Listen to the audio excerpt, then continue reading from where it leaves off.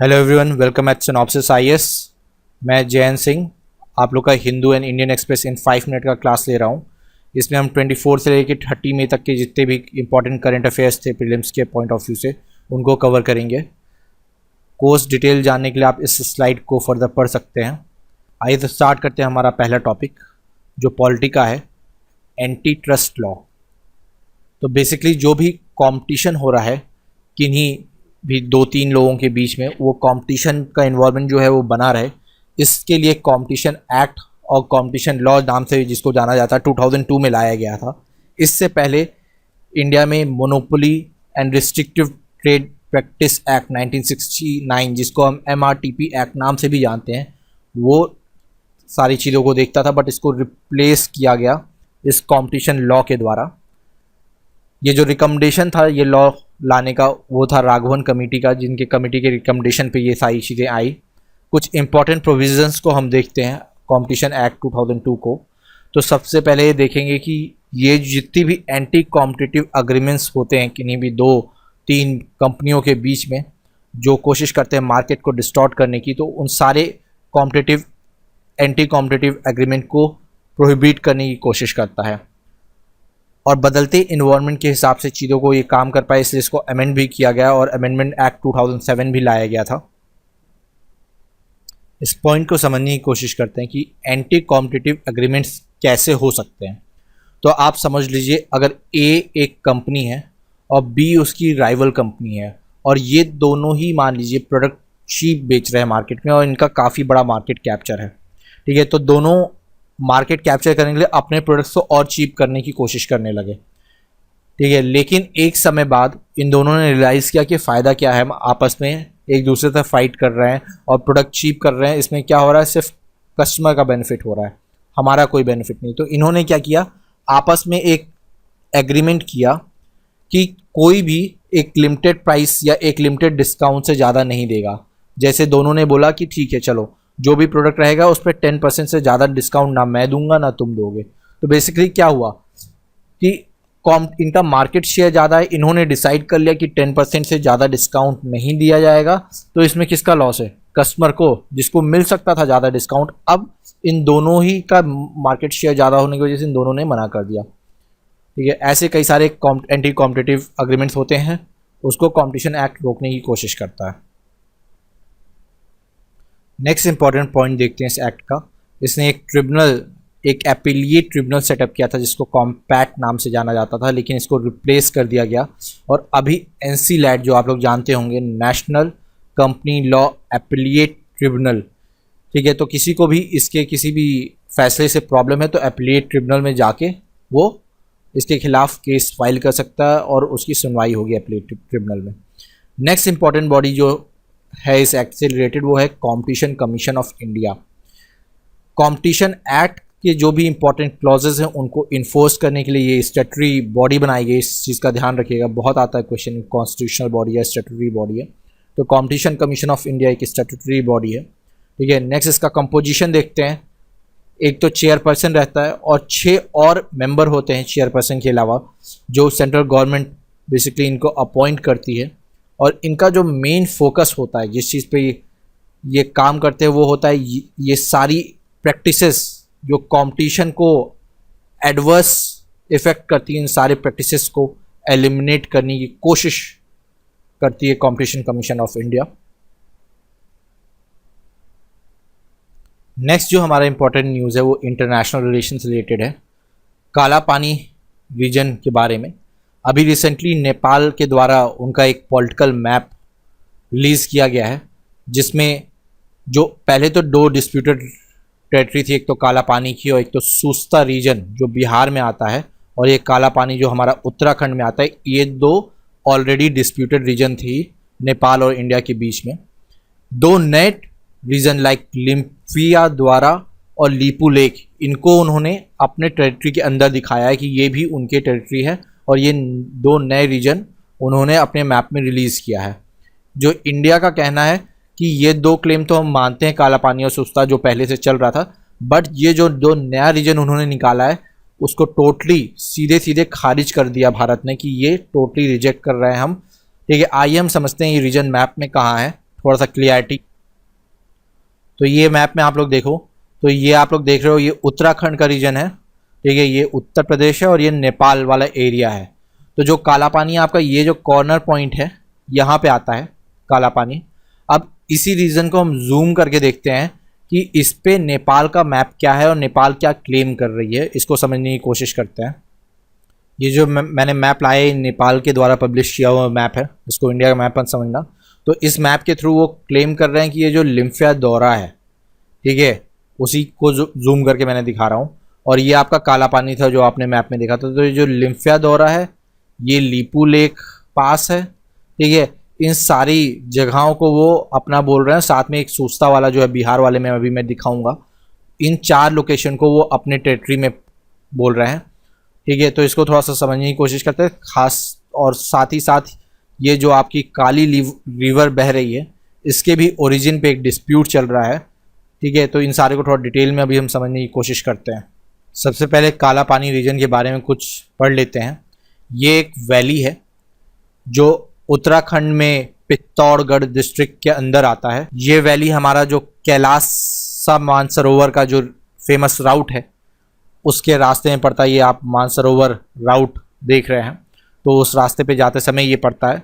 एक बहुत important strategic point भी ये है, क्यों? क्योंकि यहाँ से ऑब्जर्वेशन पोस्ट सेटअप किया है इंडिया ने, जिसके थ्रू इस एरिया को ऑब्जर्व करता है। अब समझते हैं इसमें इशू क्या है कि जो आपका काली रिवर है, जो ट्रीटी ऑफ सुगौली थी उसके हिसाब से काली रिवर को कहा जाता है कि ये डिमार्केट करता है बाउंड्री इंडिया और नेपाल के बीच में, ठीक है। तो आप समझ रहे हैं कि ये अगर मान लीजिए काली रिवर बह रही है तो बोला गया कि जो इसका इस साइड का पार्ट होगा काली रिवर का वो सारा नेपाल है और इधर का जो पार्ट होगा वो सारा इंडिया के अंदर आएगा, ठीक है। ये ब्रिटिश इंडिया और जो उस समय का नेपाल किंगडम था उसने 1816 में ये ट्रीटी ऑफ सुगौली के थ्रू डिसाइड किया था। अब इसमें प्रॉब्लम क्या आ रही है कि ये जो काली रिवर है उसके सोर्स क्या होगा, उसमें डिस्प्यूट चल रहा है। जो इंडिया का क्लेम है वो उसका कहना ये है कि जो लीपू लेक है वो उसके आसपास जो एक स्प्रिंग होता है वो काली रिवर का ओरिजिन है।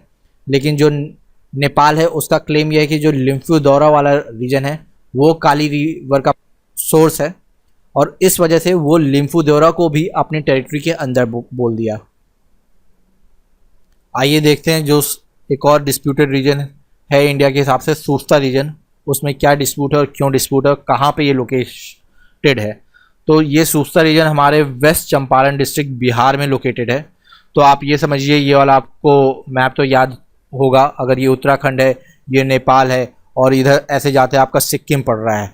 तो यहाँ पे बीच में आपका यूपी और बिहार की बाउंड्री पड़ती है, ठीक है। और यहाँ पे आपका चंपारण डिस्ट्रिक्ट है और यहाँ नेपाल से प्रॉब्लम हो रही है सारी चीज़ें।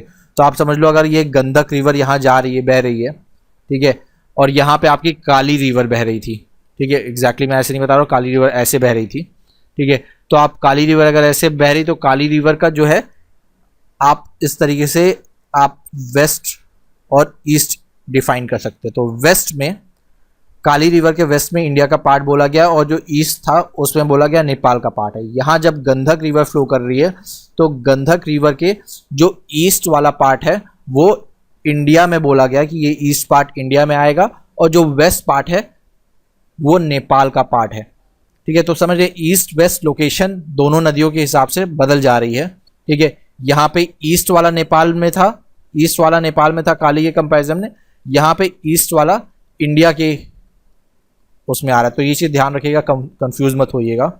अब देखते हैं सुगौली ट्रीटी में इस रीजन के बारे में क्या दोनों के बीच में अग्रीमेंट हुआ था 1816 में।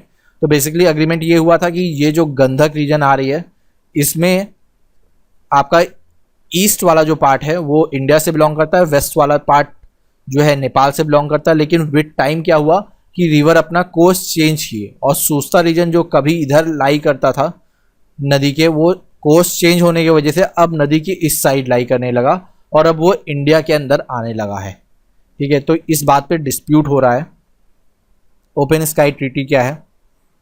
तो बेसिकली 34 सिग्नेटरी इस ट्रीटी को ज्वाइन किए हैं और इस ट्रीटी में क्या होगा, सर्विलेंस कंडक्ट कराएंगे अनआर्म्ड फ्लाइट के थ्रू। ये चीज़ ध्यान रखिएगा, एक दूसरे के रीजन में ये 34 सिग्नेटरी कंट्रीज अनआर्म्ड फ्लाइट्स को अलाउ करेंगे कि वो आके सर्विलेंस कर सके। और सर्विलेंस क्या करेंगे, जो भी आर्म डेवलपमेंट हो रहा है इन कंट्रीज के बीच में उसको वो अपने प्लेन के थ्रू सर्विलेंस कर सकेंगे, और इस तरीके से कंट्रोल एक दूसरे के ऊपर किया जाएगा कि आर्म एंड एमिनेशन का डेवलपमेंट कम से कम हो।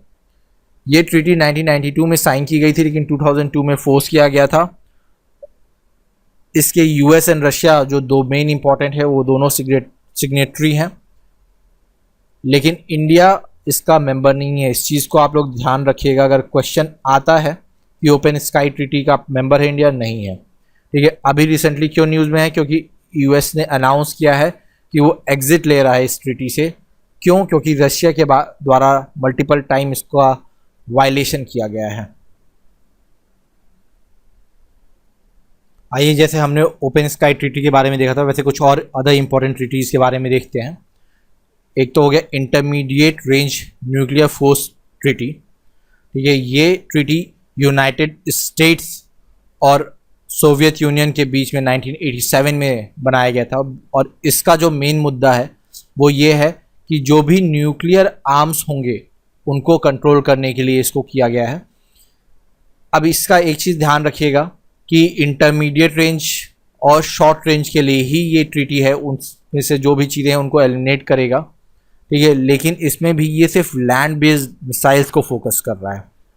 ठीक है, सारे लैंड बेस्ड मिसाइल को, लेकिन ये किसी भी सी लॉन्च्ड मिसाइल को फोकस नहीं कर रहा है। इस चीज़ को याद रखिएगा, ये एक एक्सेप्शन है, और यूपीएससी में जो क्वेश्चंस आते हैं वो एक्सेप्शन पे ही आते हैं। इंटरमीडिएट रेंज ट्रीटी से भी यूएस ने विड्रॉ कर लिया था अगस्त 2019 में, ये चीज़ भी आप लोग ध्यान रखिएगा।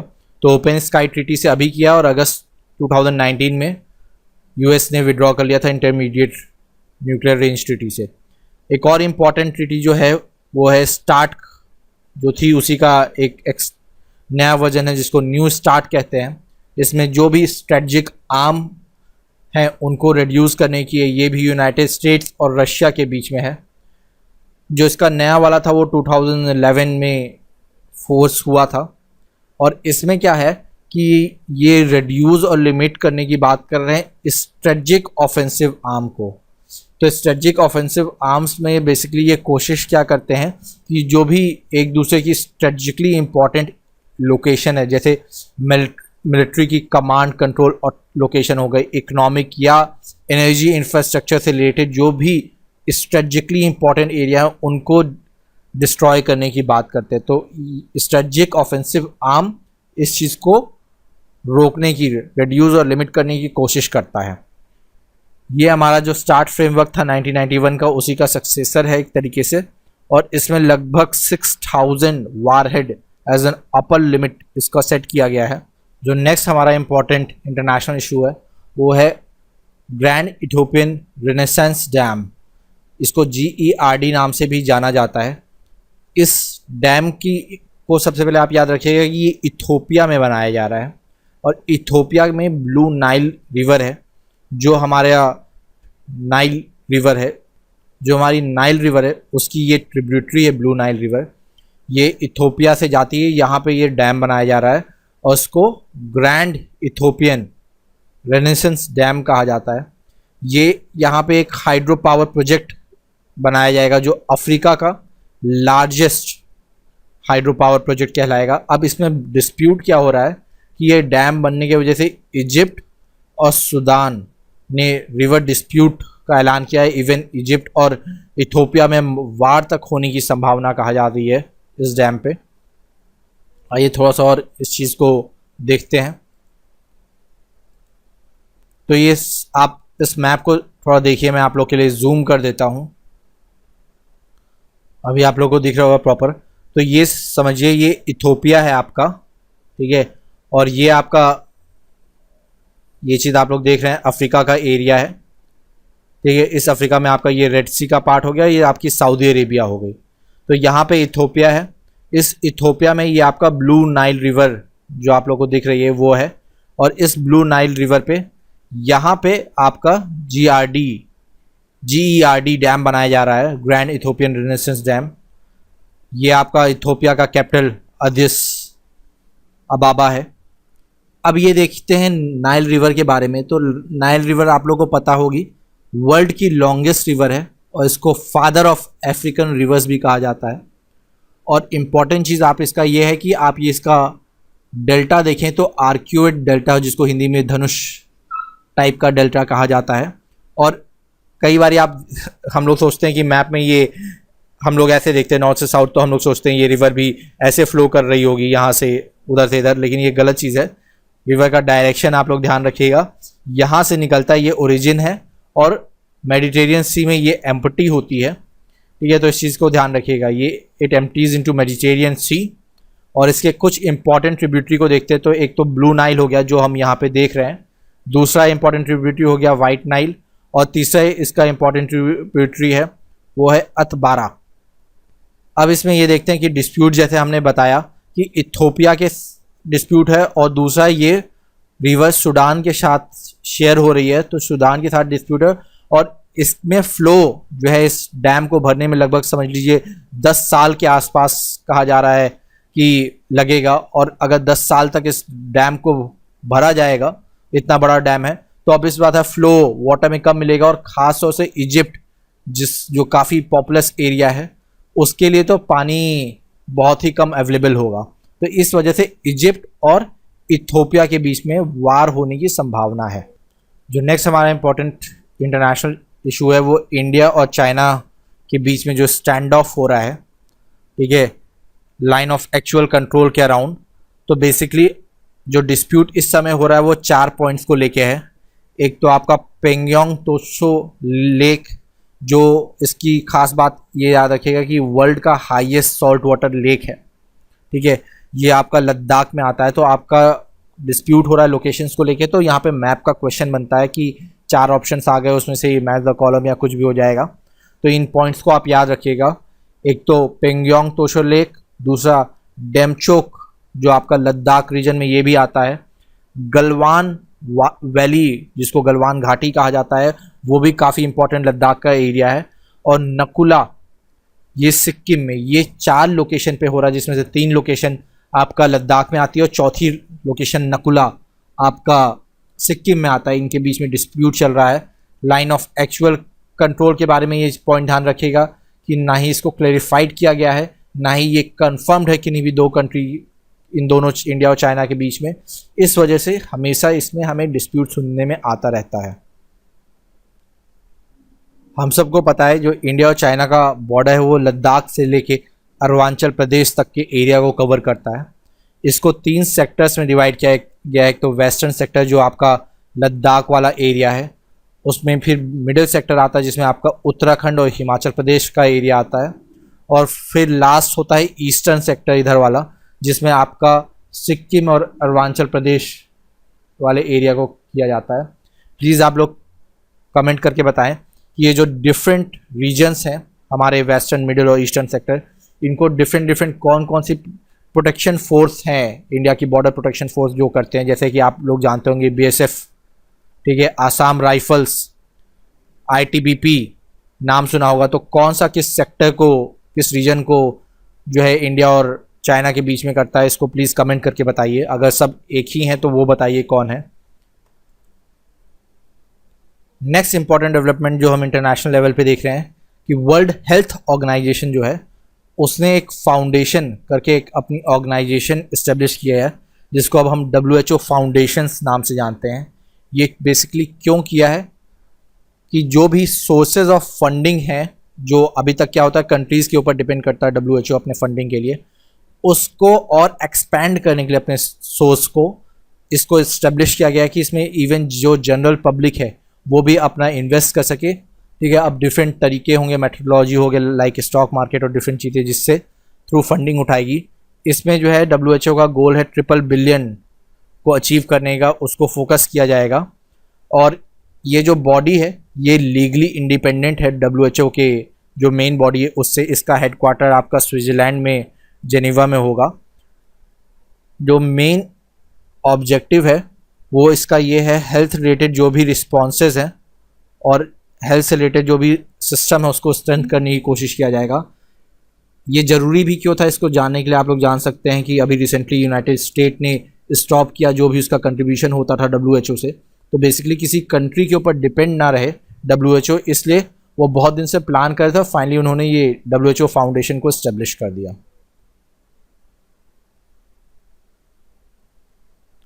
जैसे हमने WHO फाउंडेशन के बारे में पढ़ा था, अब हम पढ़ते हैं WHO के बारे में। तो 1948 में ये ऑर्गेनाइजेशन सेटअप हुई थी। ये स्पेशलाइज एजेंसी हमारी यूनाइटेड नेशन के लिए, और इसका मेन फोकस होता है ये एज अ कोऑर्डिनेटिंग अथॉरिटी जो भी इंटरनेशनल हेल्थ इश्यूज़ होते हैं उसके लिए काम करती है। और मेंबर स्टेट्स इसके 194 हैं। स्विट्ज़रलैंड जेनेवा में इसका हेडक्वार्टर है, और जो डायरेक्टर जनरल होते हैं वो इसको गवर्न करते हैं, जो 5 साल के लिए अपॉइंट किए जाते हैं। अब हम WHO के एग्जीक्यूटिव बोर्ड के बारे में थोड़ा सा समझते हैं। रिसेंटली इंडिया के जो हेल्थ मिनिस्टर हैं डॉक्टर हर्षवर्धन जी, उनको चेयरमैन बनाया गया है एग्जीक्यूटिव बोर्ड का। इससे पहले जापान के पास ये चेयरमैनशिप थी। जो वर्ल्ड हेल्थ ऑर्गेनाइजेशन की जो एग्जीक्यूटिव बोर्ड है, जो WHO की एग्जीक्यूटिव बोर्ड है, और जो वर्ल्ड हेल्थ असेंबली है, ये 2 इम्पॉर्टेंट डिसीजन मेकिंग बॉडी हैं WHO की। WHO के एग्जीक्यूटिव बोर्ड का अगर हम कंपोजिशन देखें तो लगभग 34 मेंबर होते हैं, और ये जो मेंबर होते हैं वो टेक्निकली क्वालिफाइड होने चाहिए in the field of health. ये इंपॉर्टेंट क्राइटेरिया है, आप याद रखिएगा। और जो इसका चेयरमैन बनता है बोर्ड का, जैसे अभी हमारे डॉक्टर हर्षवर्धन जी को बनाया गया है, ये बेसिकली एक साल के पीरियड के लिए रोटेट होते हैं। ठीक है, तो याद रखिएगा जो हमने बात किया था WHO का डायरेक्टर जनरल था, उसका हमने बात किया था कि WHO का जो डायरेक्टर जनरल होगा उसका 5 ईयर टर्म होगा, लेकिन जो आपके एग्जीक्यूटिव बोर्ड का चेयरमैन होगा उसका 1 ईयर है। तो दोनों से कंफ्यूज मत होइएगा। ठीक है, और ये जो रोटेशन बाय वाइज होता है वो 6 रीजनल ग्रुप्स होते हैं WHO के, उनके थ्रू डिसाइड होता है। आइए देखते हैं 6 रीजनल ग्रुप्स क्या होते हैं। तो ये 6 रीजनल ग्रुप्स जो आपके हो गए, एक तो आपका अफ्रीका में, अमेरिका में, आपका साउथ ईस्ट एशिया आपका तीसरा इंपॉर्टेंट रीजन है, चौथा इंपॉर्टेंट रीजन आपका यूरोपियन रीजन है, ईस्टर्न मेडिटेरियन रीजन जो आपका हो गया वो 5वां है, और वेस्टर्न पैसिफिक रीजन। ये 6 इंपॉर्टेंट रीजन है। यहाँ से WHO के चेयरमैन का रोटेशन बेसिस पे सिलेक्शन होता है। और जो मेंबर्स, जो 34 मेंबर्स आपने पढ़ा था, वो इलेक्ट होते हैं लगभग 3 ईयर टर्म्स के लिए, लेकिन चेयरमैन सिर्फ 1 ईयर टर्म होता है। तो ये चीज़ें ध्यान रखिएगा, कंफ्यूज मत होइएगा। आइए तो हम स्टार्ट करते हैं अपना साइंस एंड टेक से रिलेटेड टॉपिक्स। तो सबसे पहले साइंस एंड टेक में जो हमारा टॉपिक है वो है सोलर मिनिमा से रिलेटेड। तो उसको समझने से पहले हम समझते हैं सन स्पॉट क्या होता है और सन स्पॉट साइकिल क्या होती है। तो सन स्पॉट, पहले तो मैं आप लोगों को डायग्राम दिखा देता हूँ। ये समझ लीजिए सन के ऊपर कई सारे स्पॉट्स होते हैं, ठीक है, और ये नॉर्थ एंड साउथ दोनों ही साइड सन के पड़ते हैं, तो इनको हम सन स्पॉट्स कहते हैं। जैसे इस डायग्राम में देख रहे हैं, आपको इसमें दिखाया है, ये आपके सन स्पॉट्स हैं। तो कई सारे ऐसे सन स्पॉट्स जो हैं वो आते जाते रहते हैं, तो उनकी एक साइकिल बनती है। ठीक है, तो ये एक बारी आपका एक पीरियड होता है जिसमें आपका मैक्सिमम, जैसे आपका साइन कर्व होता है, ठीक है, वैसे ही आप इसको समझिए कि आपका एक टाइम होता है जिसमें मैक्सिमम सन स्पॉट्स बनते हैं और एक टाइम होता है जिसमें आपका मिनिमम सन स्पॉट्स बनता है। ठीक है, और मिनिमम सन स्पॉट्स के बाद धीमे धीमे आप फिर से मैक्सिमम की तरफ बढ़ते हैं। ठीक है, और ये जो साइकिल है मैक्स टू मीन की, वो लगभग 11 साल उसका एवरेज पीरियड होता है, और ईयर ऑन ईयर जो भी सन स्पॉट्स होते हैं वो वेरी करता है सन के सरफेस पे। ठीक है, तो ये चीज़ हम देखते हैं इसमें सोलर मैक्सिमम क्या होता है, फिर उसके बाद हम समझेंगे सोलर मिनिमम क्या होता है। ठीक है, तो सोलर मैक्सिमम आप समझ लीजिए वो टाइम जब पीक हो रहा हो आपके सन स्पॉट्स के काउंट के बीच में, और ये जब पीक होता है तो बेसिकली ये क्लोज टू इक्वेटर फाइंड होते हैं। ठीक है, 15 डिग्री के अंदर। तो समझ लीजिए ये सन है, तो ये आपका इक्वेटर है, तो 15 डिग्री में आपका नॉर्थ साउथ दोनों में बहुत सारे आपको सन स्पॉट्स दिखेंगे। ठीक है, ये आपका हो गया सोलर मैक्सिमम का टाइम। और सोलर मिनिमम में क्या होता है, ये 15 डिग्री के बाहर चला जाता है दोनों साइड। ठीक है, और ये 30 से 45 डिग्री के लैटिट्यूड के बीच में ये होते हैं, और इवन काफ़ी धीमे धीमे सन स्पॉट्स फेड होने लगते हैं। जैसे जैसे आपका सोलर मिनिमा के साइकिल का एंड होगा, ये सारे सन स्पॉट्स गायब हो जाएंगे और फिर उसके बाद इक्वेटर के पास से ये फिर से निकलना चालू हो जाएंगे around 7 degree of north of and south latitude. जो करंट क्लाइमेटिक चेंज है, कई लोग कहते हैं जो करंट क्लाइमेटिक चेंज आ रहा है ये सोलर साइकिल की वजह से है, जो कि टोटली गलत है। साइंटिस्ट ने नासा के बहुत सारा रिसर्च किया और बोला है जो है ये करंट क्लाइमेटिक चेंज का रिलेशन नहीं है सोलर साइकिल से, बहुत माइन्यूट सा इम्पैक्ट इनके रेजेस कम और ज़्यादा होने से पड़ता है इंडिया पे। नेक्स्ट इंपॉर्टेंट चीज़ जो हमें समझना है वो हमें समझना है क्लिनिकल ट्रायल्स के ऊपर कि क्लिनिकल ट्रायल्स कैसे होता है, क्योंकि कोविड के चक्कर में बहुत सारे ड्रग्स का आजकल क्लिनिकल ट्रायल हो रहा है, तो ये टॉपिक आ सकता है, इसलिए प्लीज़ इसको समझिए। तो बेसिकली जो भी क्लिनिकल ट्रायल्स होते हैं वो क्लासिफाइड होते हैं 4 फेज में होंगे, फेज़ 1, 2, 3, ठीक है। और फेज़ 1 और 2, 3 होने के बाद जो है जो नेशनल रेगुलेटरी अथॉरिटी होती है वो उसको जनरल पॉपुलेशन पे यूज़ करने के लिए अप्रूवल देती है। लेकिन जो फेज़ 4 होता है वो पोस्ट अप्रूवल स्टडीज़ के ऊपर डिपेंड करता है। ये समझ लो कि प्री क्लिनिकल रिसर्च को कंप्लीट करने में अच्छा खासा टाइम और अच्छा खासा कॉस्ट इन्वॉल्व हो जाता है, इसीलिए लोग पेटेंट कराते हैं और दवाइयाँ इतनी महंगी बिकती हैं। अब देखो कोरोना के चक्कर में बहुत सारे वैक्सीन्स का इनोवेशन और ड्रग्स का इनोवेशन हो रहा है, तो अपन ये समझते हैं कि इंडिया में जो वैक्सीन रेगुलेटरी बॉडी है वो कौन है, उसके बारे में थोड़ा सा पढ़ते हैं। तो national regulatory authority of India जो है वो इंडिया में वैक्सीन को रेगुलेट करती है। ये बेसिकली जो अथॉरिटी है ये कुछ, एक तो जो हमारा सेंट्रल ड्रग स्टैंडर्ड ऑर्गेनाइजेशन जिसको केंद्र औषधि मानक नियंत्रण संगठन कहा जाता है, ये होता है मेन इसका। और उसके साथ साथ जो स्टेट की भी जो ड्रग रेगुलेटरी अथॉरिटीज़ होती है वो भी इन्वॉल्व होता है। और एक खास 2 टाइप के प्रोग्राम हैं, ये भी इसके पार्ट होते हैं। एक तो adverse event following immunisation surveillance होता है, वो पार्ट होता है, और एक होता है pharmacovigilance programme of India, ठीक है। ये दोनों ही सेंटर एंड स्टेट लेवल पे ये सब मिलके आपका नेशनल रेगुलेटरी अथॉरिटी जैसे काम करते हैं। अब ये दो बेसिकली आप ये समझ लो कि ये क्या है, adverse event of following immunisation, मतलब कोई भी इम्यूनाइजेशन दिया गया, कोई भी वैक्सीन दिया गया तो उससे क्या क्या एडवर्स इफेक्ट आ सकते हैं, उन सारी चीज़ों को ये मॉनिटर करता है, डिटेक्ट करता है, रिस्पॉन्ड करता है कि क्या रिस्पॉन्स होना चाहिए, क्या उनको और वैक्सीन्स देनी चाहिए, वो सारी चीज़ें। ऐसे ही जो हमारा फार्माको विजिलेंस है, इस वर्ड का मतलब ही होता है ड्रग सेफ्टी, ठीक है, कि ड्रग सेफ्टी की बात यहाँ पे की जाती है।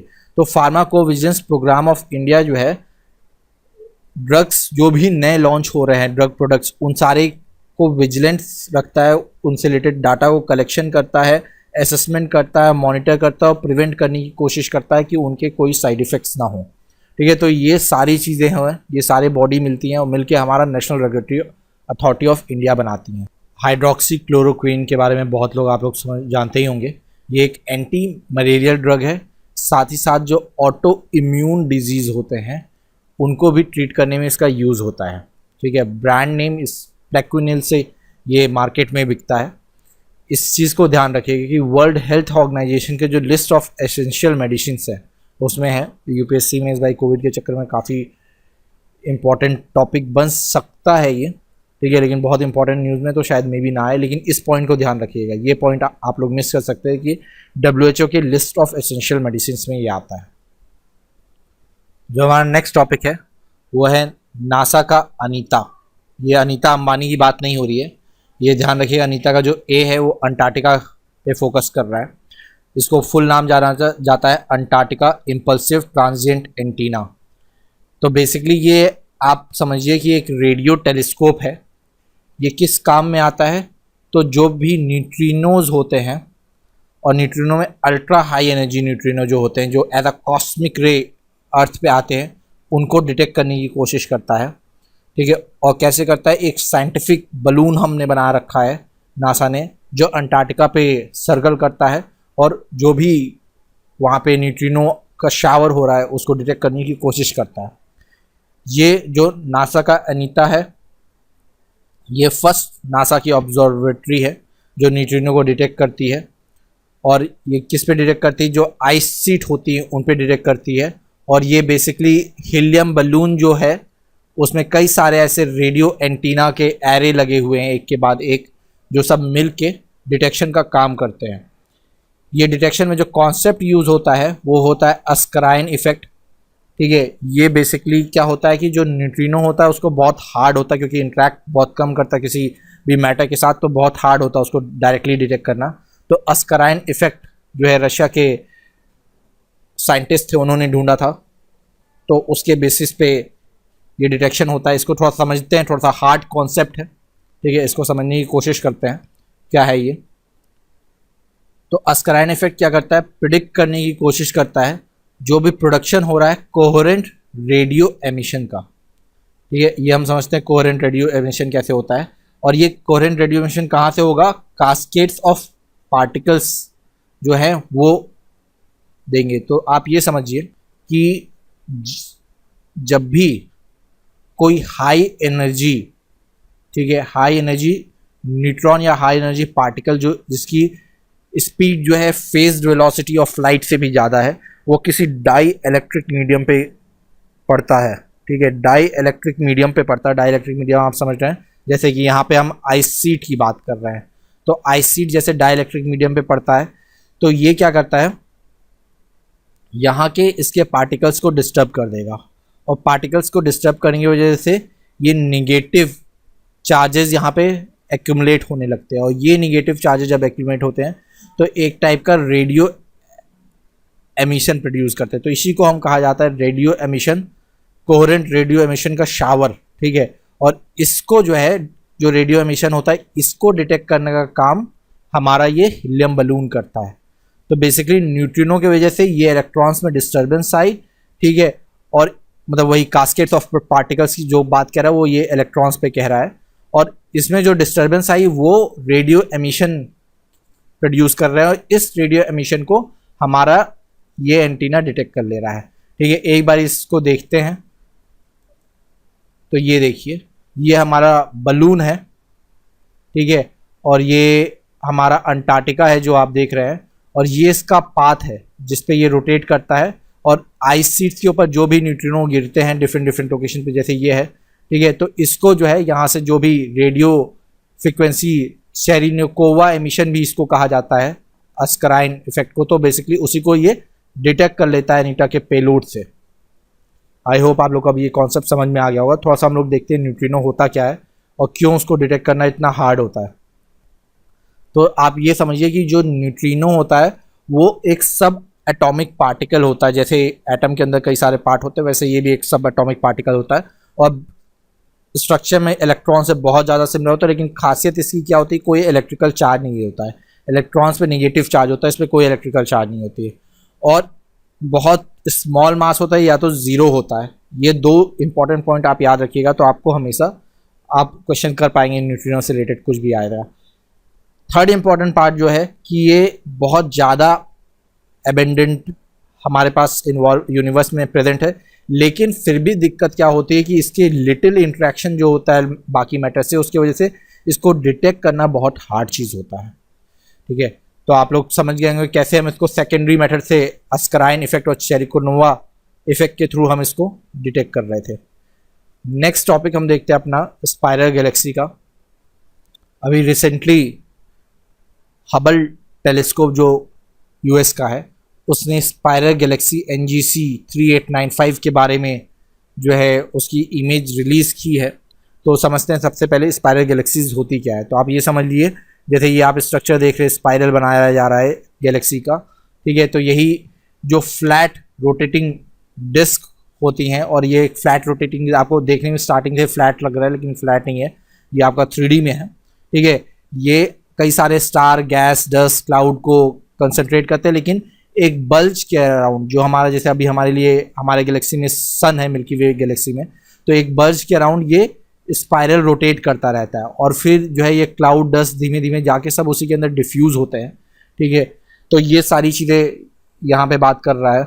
एक खास बात है स्पाइरल गैलेक्सी में, आप याद रखिएगा कि हमारे जितने भी टोटल यूनिवर्स में गैलेक्सीज है उसमें लगभग 60% आपके स्पाइरल गैलेक्सी और जो भी इरेगुलर शेप के ऐसे गैलेक्सीज होते हैं उनसे बना हुआ है, तो इसलिए बहुत इंपॉर्टेंट होता है। अब हम कुछ पॉइंट समझते हैं हबल स्पेस टेलीस्कोप के बारे में।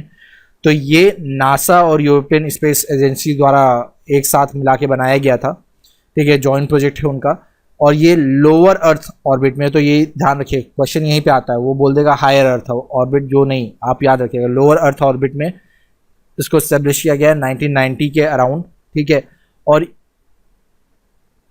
ये एक लौता टेलीस्कोप है, ठीक है, जिसको मेंटेन किया जाता है एस्ट्रोनॉट्स के द्वारा स्पेस पे, क्योंकि वहाँ पे लॉन्च कर रखा गया है। लेकिन ये पहला कोई स्पेस टेलीस्कोप नहीं, इस चीज़ को ध्यान रखिएगा। इसको मेंटेन किया जाता है वहाँ पे एस्ट्रोनॉट्स के द्वारा, लेकिन ये फर्स्ट स्पेस टेलीस्कोप नहीं, इससे पहले भी आ गए। लेकिन हाँ, जो खास बात इसकी ये है कि ये लार्जेस्ट स्पेस टेलीस्कोप है। मैं आप लोग को कहूँगा फर्स्ट स्पेस टेलीस्कोप क्या है, इसको कमेंट करिए, ढूंढिए। ये इंपॉर्टेंट बात हबल टेलीस्कोप के बारे में ध्यान रखिएगा कि जेम्स वेब स्पेस टेलीस्कोप जो है 2021 में जो लॉन्च करे जाएगा, वो इसका सक्सेसर होगा। नेक्स्ट इंपॉर्टेंट पॉइंट जो हमारा साइंस एंड टेक में है, वो है चाइना का मार्स मिशन, जिसको तिनावेन-1 भी कहा जाता है। ये लॉन्ग मार्च 5 रॉकेट के द्वारा लॉन्च किया गया है। इसमें लगभग 13 पेलोड है, इतना इंपॉर्टेंट, लेकिन यही याद रखिएगा इसमें 7 ऑर्बिटर और 6 रोवर्स है। मतलब ऑर्बिटर रोवर है, ये याद रखो, गिनती याद रखने की जरूरत नहीं है। अगर ये सक्सेसफुल होता है चाइना का मार्स मिशन, तो यूएस और रशिया के बाद चाइना थर्ड कंट्री होगी। इंडिया के साइड से मंगलयान प्रोजेक्ट के बारे में तो आप लोग सुने ही होंगे। ये हमारे सतीश धवन स्पेस सेंटर आंध्र प्रदेश से लॉन्च किया गया था नवंबर 2013 में।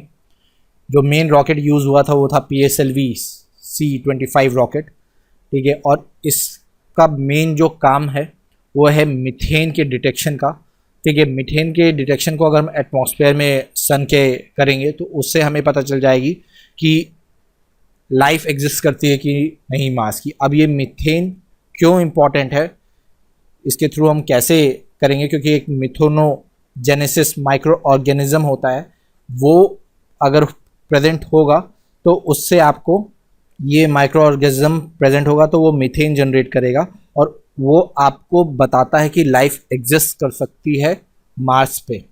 अब मार्स के बारे में कुछ इंपॉर्टेंट पॉइंट पहले हम पढ़ते हैं। तो ये 4th प्लेनेट, सन के बाद 4th प्लेनेट आपका आता है मार्स। 2nd स्मॉलेस्ट प्लेनेट हमारे सोलर सिस्टम का है, तो ये चीज़ याद रखिएगा कि 2nd स्मॉलेस्ट से 1st स्मॉलेस्ट कौन सा है, सबसे स्मॉलेस्ट प्लेनेट, प्लीज़ कमेंट करके बताइए।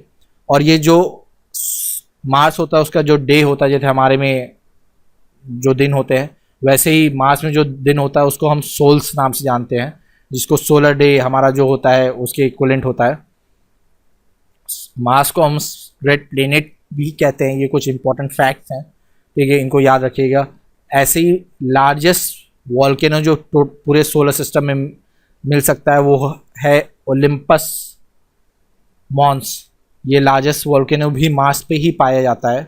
और 2 मून है मार्स के, एक तो फोबस और डेमियोस, उतने इम्पॉर्टेंट नहीं है, लेकिन आप ये चीज़ याद रखिएगा कि लार्जेस्ट वॉल्केनो वाली बात और 2nd स्मॉलेस्ट प्लेनेट वाली बात, ये 2 इंपॉर्टेंट चीज़ है मार्स के बारे में फैक्ट्स, जिसको आप याद रखिए।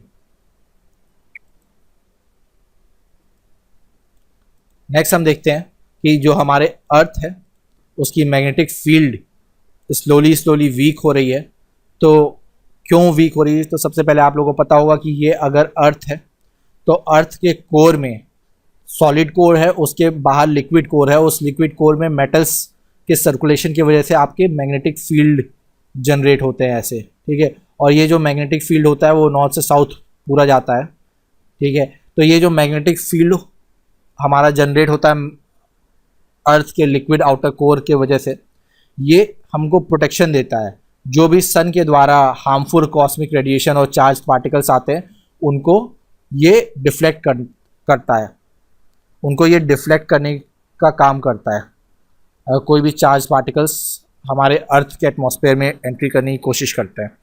अभी बेसिकली साउथ अफ्रीका के अराउंड और साउथ अमेरिका के बीच में धीमे धीमे हम देख रहे हैं ये फील्ड वीक हो रहा है। इसका रीज़न क्या है ये अभी फाइंड नहीं किया गया, लेकिन अगर ये वीकनेस होती गई तो कई सारे टेक्निकल डिस्टर्बेंस हमारे सैटेलाइट्स में आ सकते हैं, और इसका इफेक्ट समझने की कोशिश करते हैं। अगर नेविगेशन सिस्टम बिगड़ा तब तो हमारे जो भी मैपिंग फंक्शन स्मार्टफोन में चलते हैं सब नेविगेशन के बेसिस पे होता है। सैटेलाइट बिगड़ी, नेविगेशन बिगड़ा, वो सारी चीज़ें तो इम्पैक्ट होंगी, जो भी वहाँ से कार्गो ट्रांसफ़र हो रहा, सारी चीज़ें।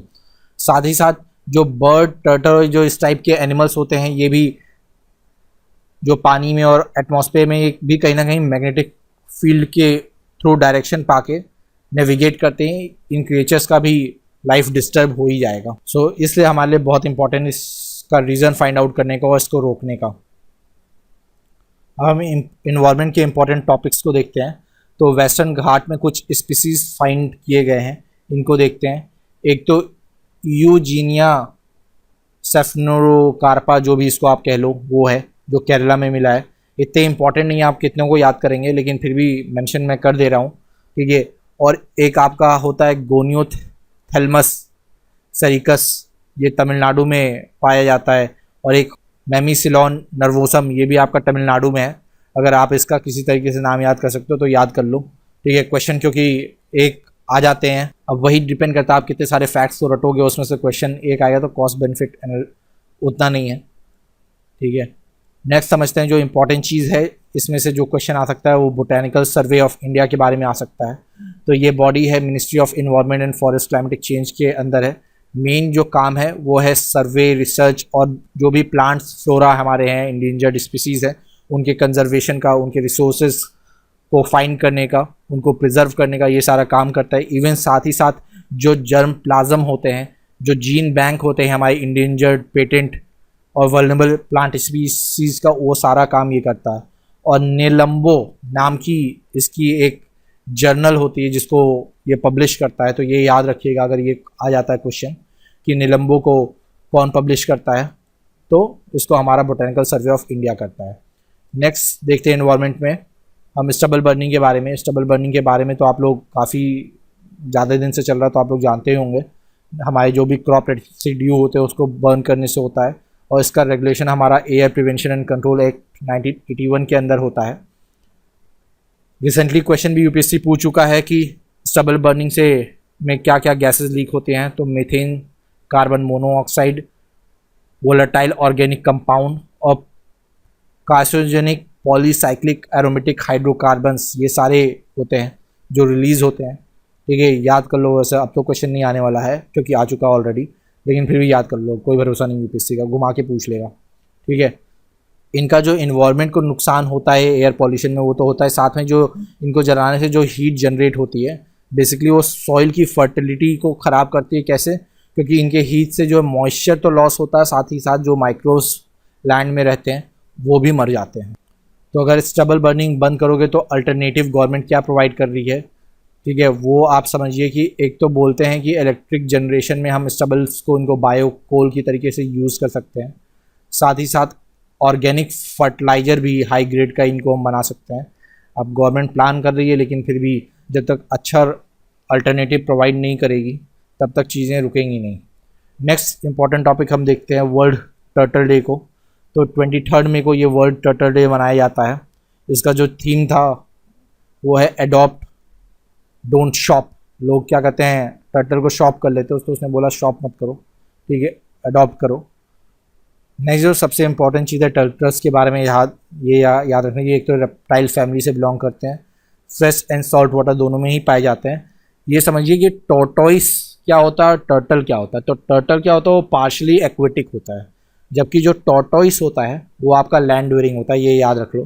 तो बेसिकली टॉर्टोइस में आप शॉर्टकट ये समझ लो कि टॉर्टोइस में वैसे ही इतना ओ है कि वो कहता है भाई मुझे और ओशन में जाने की ज़रूरत नहीं है, मेरे पास बहुत ज़्यादा वैसे ही पानी है। ओके, से याद रखना शॉर्टकट, मैं ऐसे ही शॉर्टकट बनाता हूँ, आप लोग को अच्छा लगे तो यूज़ कर सकते हो, ठीक है। दूसरी चीज़ है, ये कोल्ड ब्लडेड एनिमल होते हैं, इनका मेटाबॉलिज्म बहुत स्लो होता है, चलते भी स्लो हैं, ठीक है।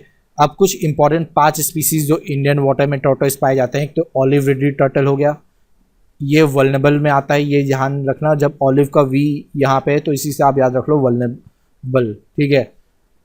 नेक्स्ट चीज़ है ग्रीन टर्टल, और लॉगर हेड नाम से एक टर्टल पाया जाता है, ये हॉर्स बिल टर्टल होता है जो क्रिटिकली इंडेंजर्ड में होता है, तो इसको भी याद कर लेना। ये दोनों बहुत ज़्यादा न्यूज़ में रहते हैं, ऑलिव रिडली, और इनकी क्या कैटेगरी होती है, ठीक है, कौन सा क्रिटिकली इंडेंजर्ड है, कौन सा वल्नरेबल है, तो इसलिए याद कर लेना। फिर एक होता है लेदर बैक। ये जो सारे टर्टल हैं ये हमारे Indian wild life protection act के अंदर शेड्यूल 1 में आते हैं। एक बार क्वेश्चन आ चुका है, ठीक है, कि शेड्यूल 1 में क्या आते हैं, तो इसलिए ये चीज़ भी याद रखना कि हमारे आते हैं। साथ ही साथ हमारा बायोडाइवर्सिटी कंजर्वेशन प्रोग्राम जो है, गंगा रिजर्वेशन प्रोग्राम है, उसके अंदर भी टर्टल्स को हम कवर करते हैं, फोकस करते हैं उन पर। नेक्स्ट जो इन्वायरमेंट से रिलेटेड है वो ये है पुंतियस सैंक्टस, एक फ्रेश वाटर फिश है जो नहीं पाई गई है तमिलनाडु के एरिया में। ठीक है, लगभग नॉर्मली फिश जैसे, इसलिए मैंने डायग्राम नहीं डाला, कुछ खास नहीं है। ठीक है, जूलॉजिकल सर्वे ऑफ इंडिया ने इसको डिस्कवरी किया है। अभी हमने बोटेनिकल सर्वे पढ़ा था जो फ्लोरा के लिए, जूलॉजिकल सर्वे हमारे फॉनर्स के लिए है, एनिमल के लिए। ये भी हमारी ministry of environment and forest and climatic change के अंदर आता है। 1916 में इस्टेब्लिश किया गया था, इसका हेडक्वार्टर कोलकाता में है।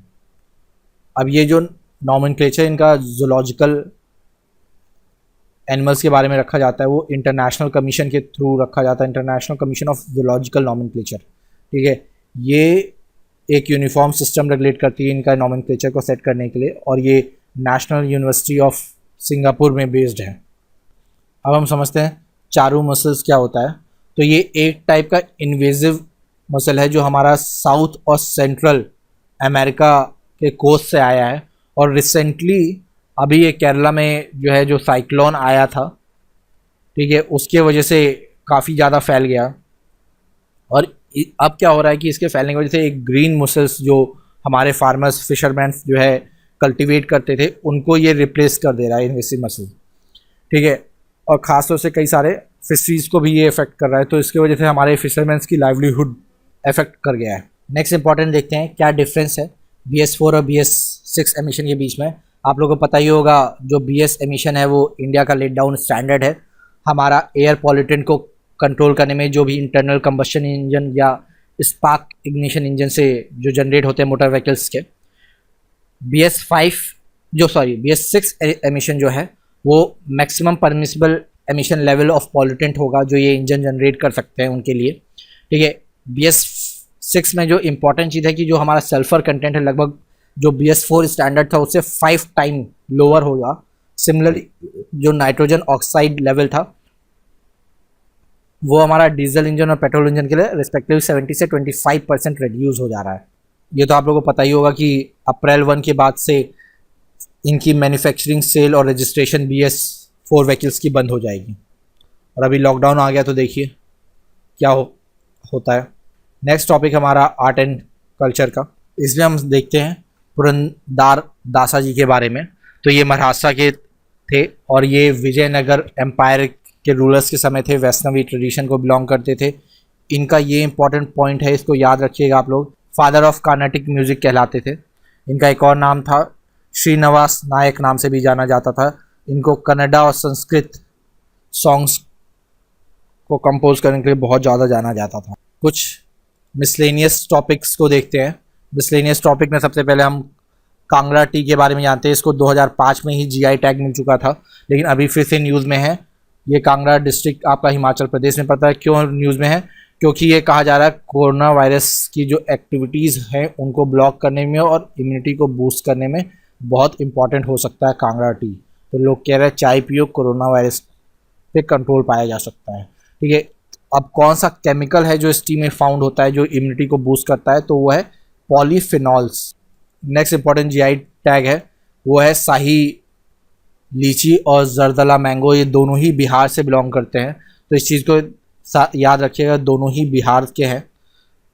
जो शाही लीची है वो अपने यूनिक फ्रेगनेंस की वजह से और एक्स्ट्रा जूसी पल्प की वजह से जाना जाता है। इसको रिसेंटली 2018 में टैग मिला है और बिहार लगभग 40% से ज़्यादा लीची प्रोड्यूस करता है। इस चीज़ को आप लोग ध्यान रखिएगा, स्टेट्स में क्वेश्चन आ सकता है। नेक्स्ट देखते हैं जरदालू मैंगो के बारे में। ये एक यूनिक मैंगो की वैरायटी है जो भगलपुर मतलब आपके बिहार में ही मिलती है। और भी बिहार के इसके अलावा क्या क्या प्रोडक्ट्स है, जैसे कटरानी पैडी है, कटरानी यहाँ वहाँ का, और मगही बीटर लीफ, इनको भी GI टैग मिला हुआ है। नेक्स्ट जो इंपॉर्टेंट चीज़ है ये है मेरा पानी मेरी विरासत स्कीम। ये हरियाणा गवर्नमेंट की है क्रॉप डाइवर्सिफिकेशन से रिलेटेड। ठीक है, इसमें क्रॉप डाइवर्सिफिकेशन के लिए कह रहे हैं कि जो भी आपका वाटर गजलिंग पैडी, मतलब बहुत सारा जो वाटर पीने वाले जो पैडी है, इसको हटा के आप क्रॉप डाइवर्सिफिकेशन पे फोकस करो। और कई सारे फार्मर्स के खिलाफ प्रदर्शन भी कर रहे हैं और उन्होंने किसान बचाओ खेती बचाओ आंदोलन स्टार्ट किया है। और उन्होंने बोला कि इसमें जो है हमारा जो फ्रीडम है डिसाइड करने के कि हम क्या बोएं उसको रोका जा रहा है, जो गलत है। नेक्स्ट इम्पॉर्टेंट चीज़ हमारे मिसलेनियस टॉपिक का है वो है कटकरी ट्राइब के बारे में। तो ये कटकरी ट्राइब जो हमारी 5 पर्टिकुलरली वल्नरेबल ट्राइबल ग्रुप्स होते हैं उसमें से एक है। इसका जो मेन लोकेशन है ये आप लोग याद रखिएगा, क्योंकि क्वेश्चंस इस पे आता है कि ये गुजरात और महाराष्ट्र रीजन में पाए जाएंगे। अभी रिसेंटली क्यों न्यूज़ में है, क्योंकि गिलॉय का ऑनलाइन सेलिंग इन्होंने स्टार्ट किया है। गिलॉय बहुत इंपॉर्टेंट होता है आपका इम्यूनिटी बूस्टर के लिए, और कोविड के समय तो चाहिए चाहिए। अब ये जो ऑनलाइन सेलिंग इसकी स्टार्ट की है वो किसके थ्रू स्टार्ट की है, प्रधानमंत्री वन धन योजना है उसके थ्रू हेल्प पाते हुए किया गया है। तो प्रधानमंत्री वन धन योजना के बारे में थोड़ा सा देखते हैं। तो ये बेसिकली जो भी माइनर फॉरेस्ट प्रोड्यूस होते हैं उनमें वैल्यू एडिशन करके बेचने के लिए प्रधानमंत्री वन धन योजना चलाई गई है। आइए कुछ और पॉइंट देखते हैं प्रधानमंत्री वन धन योजना का। तो जो हमारे माइनर फॉरेस्ट प्रोड्यूस हैं वो क्या होता है, सबसे पहले ये तो समझते हैं कि जो भी नॉन टिम्बर फॉरेस्ट प्रोड्यूस होते हैं उन सबको हम माइनर फॉरेस्ट प्रोड्यूस कहते हैं। और जो भी ट्राइबल्स होते हैं उनको इस चीज़ की आज़ादी है कि इसमें वो ट्रेड कर सकते हैं। यहाँ पे वन धन स्कीम के अंदर एक सेल्फ हेल्प ग्रुप्स बनाए जाते हैं कई सारे। उन सेल्फ हेल्प ग्रुप के थ्रू जो है जो भी माइनर फॉरेस्ट प्रोड्यूस है उसमें वैल्यू एडिशन करके और बहुत सारी चीज़ें करके हमारे जो ट्राइबल्स हैं वो अपने प्रोडक्ट्स को बेच सकते हैं। और ये सब करवाता कौन है, हमारी मिनिस्ट्री ऑफ ट्राइबल अफेयर के अंदर ये बॉडी है ट्राइफेड, जिसको हम tribal cooperative marketing development federation of India कहते हैं। आइए कुछ पॉइंट हम देखते हैं पर्टिकुलरली वल्नरेबल ट्राइबल ग्रुप्स के बारे में जिनको हम PVTGs कहते हैं।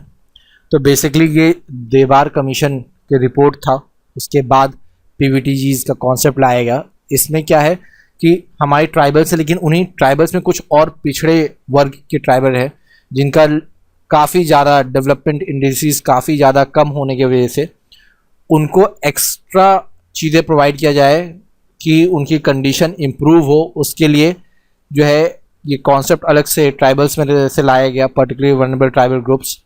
अब ये जो क्राइटेरिया है ये ट्राइबल हमारे पर्टिकुलरली वल्नरेबल ट्राइबल ग्रुप में आएगा कि नहीं, इन क्राइटेरिया को देखते हैं हम। तो सबसे पहले कि आपकी pre agriculture system of existence होनी चाहिए। इसका मतलब आप समझ रहे हैं कि एग्रीकल्चर आपका न्यूलिथिक एज में आया था, उससे पहले की बात ये कह रहा है। ठीक है, प्री एग्रीकल्चर मतलब एग्रीकल्चर की खोज होने से पहले। तो उससे पहले हम क्या करते थे, बेसिकली हंटिंग एंड गैदरिंग इस पे करते थे। तो वो ट्राइबल जो अभी भी हंटिंग एंड गैदरिंग पे फोकस करते हैं, जिनको एग्रीकल्चर के बारे में नहीं पता है, वो हमारे PVTG ग्रुप में आते हैं। ऐसे ही और वो ट्राइबल्स जिनका या तो ज़ीरो है या तो निगेटिव पॉपुलेशन ग्रोथ है, वो भी हमारे इस कैटेगरी में आएंगे। सिमिलरली इनकी एक पावर जो लिटरेसी लेवल है वो भी काफ़ी कम है। ये 3 महत्वपूर्ण क्राइटेरिया हैं पर्टिकुलरली वल्नरेबल ट्राइबल ग्रुप्स में। अब हम सबसे ज़्यादा देखें तो मध्य प्रदेश में हमारा सबसे ज़्यादा पर्टिकुलरली वल्नरेबल ट्राइबल ग्रुप्स है। मैं आप लोग से कहता हूँ कि प्लीज़ सर्च मारिए और बताइए मुझे कमेंट में कि सबसे ज़्यादा ट्राइबल पॉपुलेशन किस स्टेट में है।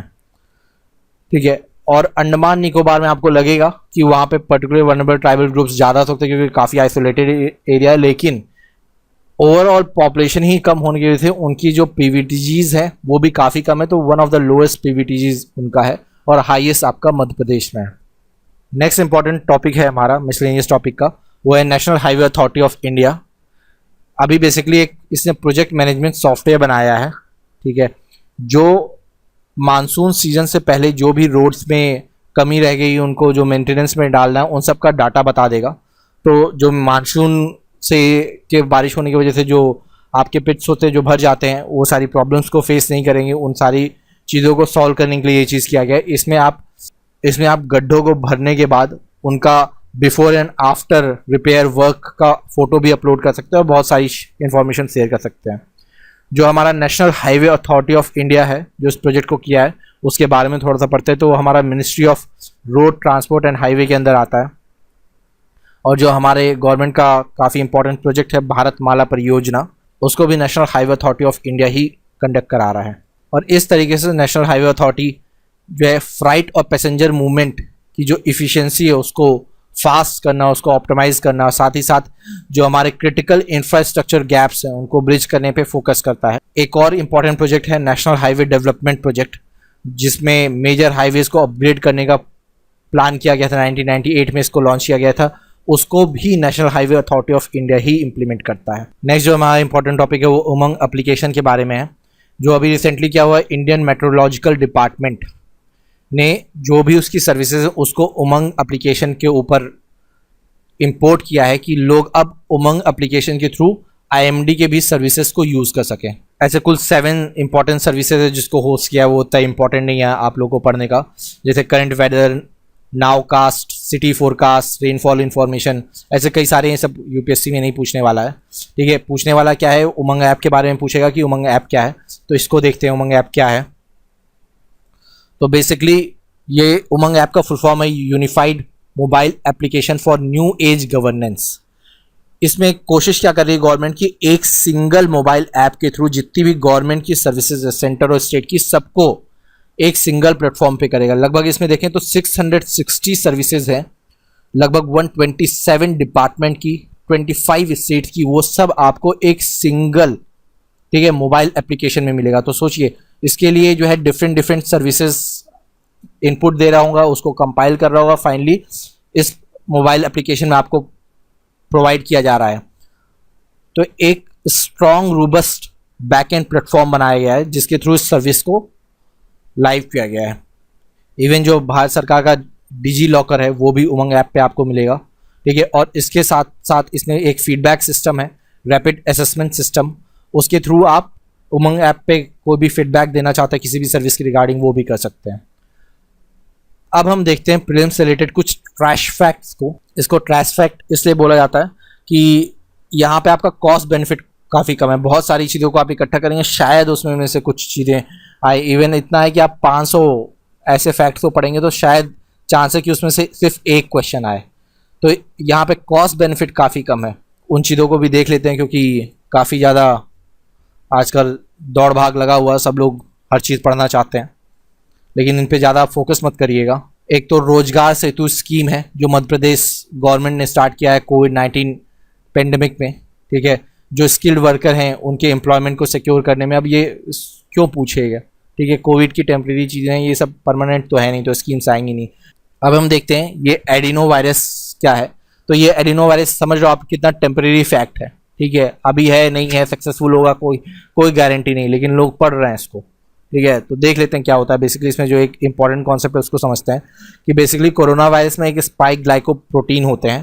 ठीक है, इनके जेनेटिक मटेरियल को जो है क्या करेगा कि हम वीक कोल्ड वायरसेस को एक वैक्सीनेशन प्रोवाइड करेंगे तो हमारा ह्यूमन बॉडी उस वीक के थ्रू अपना एक इम्यूनिटी सिस्टम डेवलप करेगा। जब वो इम्यूनिटी सिस्टम डेवलप करेगा तो ये जो कोरोना वायरस में, हमारे नोवेल कोरोना वायरस में जो जेनेटिक मटेरियल स्पाइक ग्लाइकोप्रोटीन, उसको भी उस कैसे हराना है उसका भी सॉल्यूशन हमारा बॉडी फाइंड आउट कर लेगा, हमारा इम्यून सिस्टम। ठीक है, तो वो चीज़ करने की कोशिश यहाँ पे किया जा रहा है एडिनो वायरस के थ्रू कि हम एक इम्यून सिस्टम रिस्पॉन्स को इंड्यूस कराएं। नेक्स्ट है हमारा कोस्ट इंडिया। अब ये भी बहुत इंपॉर्टेंट नहीं है, लेकिन लोग सब पढ़ रहे हैं तो इसलिए मैंने डाल दिया, लेकिन समझ के रखना इससे क्वेश्चन बहुत कम चांस आने का। ठीक है, इसका फुल फॉर्म क्या है, कोविड एक्शन सपोर्ट ग्रुप। अब कोविड आज है, कुछ दिन बाद नहीं रहेगा, यूपीएससी क्यों इसको पूछेगा। ठीक है, और कोविड इतना ज़्यादा चीज़ चल रही है तो शायद मे भी सब कुछ ना पूछे, जो इंपॉर्टेंट चीज़ें हैं उनको पूछेगा यूपीएससी। ये चीज़ ध्यान रखिए आप लोग। तो ये GIS इनेबल्ड एक डैशबोर्ड है। ठीक है, एक NGO है, फाउंडेशन फॉर इकोलॉजिकल सिक्योरिटी। ठीक है, आनंद गुजरात में, इसके द्वारा ये बनाया हुआ है। ठीक है, कोस्ट इंडिया, बस इतना ही इसमें इंपॉर्टेंट है। नेक्स्ट हम देखते हैं ऐसे ही हमारा वैम्स सेफगार्ड एक मैनेजमेंट सॉफ्टवेयर है जो हमारे कॉन्टैक्टलेस विजिटर्स को देखेगा। तो बेसिकली जैसे विजिट करने के लिए आप किसी बिल्डिंग ऑफिस में विजिट करते हो तो आप अपना वहाँ पे थंब मार्क लगा के एंट्री करते हो या कुछ भी करते हो। तो ये सारी चीज़ें क्या होती है, आप कांटेक्ट कर रहे हो किसी विंडो से, जिस विंडो को 10 लोग टच कर रहे हैं, तो यहाँ पे कॉन्टैक्टलेस विजिटर बनाने की कोशिश की गई है। अब ये भी तुमको लगता है यूपीएससी पूछेगा, नहीं पूछेगा। तो एक मुंबई बेस्ड स्टार्टअप है, उसके बारे में है। ठीक है, उसने AI का यूज़ करके ये सारी चीज़ें की है। ठीक है, बहुत बस ये जान लो क्या होता है, ज़्यादा इस पर घुसना मत, ज़्यादा पढ़ना मत। ठीक है, नेक्स्ट देखते हैं ये फेस ट्रायल क्या है। तो बेसिकली 2 हमारे वायरल इन्फेक्शन के ट्रीट करने के लिए एक फेवी पिराविर करके और एक यूनी फेवनोविर करके 2 एंटीवायरल हैं, ठीक है। उन्हीं के जो ट्रायल्स हो रहा है उसी को फेथ ट्रायल कहा जाता है, ठीक है। और ये सारे कोशिश किया जा रहा है कि ये दोनों ही कोरोना वायरस को हराने में कामयाब होंगे, और इससे ज़्यादा इसमें इंपॉर्टेंट है नहीं यार, पढ़ना मत। ऑपरेशन वार्प स्पीड देखते हैं क्या है, ठीक है। तो ये पब्लिक प्राइवेट पार्टनरशिप करके यूएस में जो है कोविड-19 वैक्सीनेशन के डेवलपमेंट को फैसिलिटेट कराने के लिए स्टार्ट किया गया ऑपरेशन वार्प स्पीड। नेक्स्ट देखते हैं ये क्या है, मिसाइल पार्क अग्नि प्रस्था। तो बेसिकली जो INS कलिंगा है उसमें जो भी मिसाइल की हिस्ट्री है उन सबको एक ग्लिम्प्स कैप्चर करने के लिए ये अग्नि प्रस्था एक पार्क बनाया गया है। यहाँ पे आप सारी चीज़ों को देख सकते हैं, और खास तौर और उसके साथ ही यहाँ पे सोलर फोटो वोल्टेइक प्लांट लगा के सब किया गया है। सब इंपॉर्टेंट चीज़ें नहीं है। ये एच कार्ड क्या है, तो बेसिकली एक रोबोट बनाया गया है जो हमारे कोविड-19 के फ्रंट लाइन वॉरियर्स हैं उनको असिस्ट करने के लिए, ठीक है। ये हमारे CSI लैब ने डिस्कवर किया है, ठीक है। ऐसे BRD करके है, ये एक एंटीऑक्सीडेंट है, ये अल्जाइमर डिजीज़ को ट्रीट करने के लिए यूज़फुल होगा। हमारा 4 धाम टनल है जो हमारा बॉर्डर रोड ऑर्गेनाइजेशन ने बनाया है। ये हमारा चंबा टाउन उत्तराखंड में आता है, उसके अंदर ये बेसिकली अंडरग्राउंड टनल बनाया गया है चारों धाम को कनेक्ट करने के लिए। चारों धाम में कौन कौन से हो गए आपके, गंगोत्री, केदारनाथ, यमुनोत्री और बद्रीनाथ, ठीक है। इनको कनेक्ट किया जाएगा, इसके थ्रू ट्रेवलिज्म को प्रमोट किया जाएगा। तो इस तरीके से हमारा ये वीक का जो करंट अफेयर था वो सारा प्रीलिम्स के हिसाब से कवर हो गया। क्लास फैक्ट्स उतने इंपॉर्टेंट नहीं है, उस पर उतना फोकस मत करना, लेकिन उससे पहले वाली सारी चीज़ें इंपॉर्टेंट हैं, उनको आप लोग अच्छे से रिवाइज करिएगा। So everyone, thank you for listening this lecture.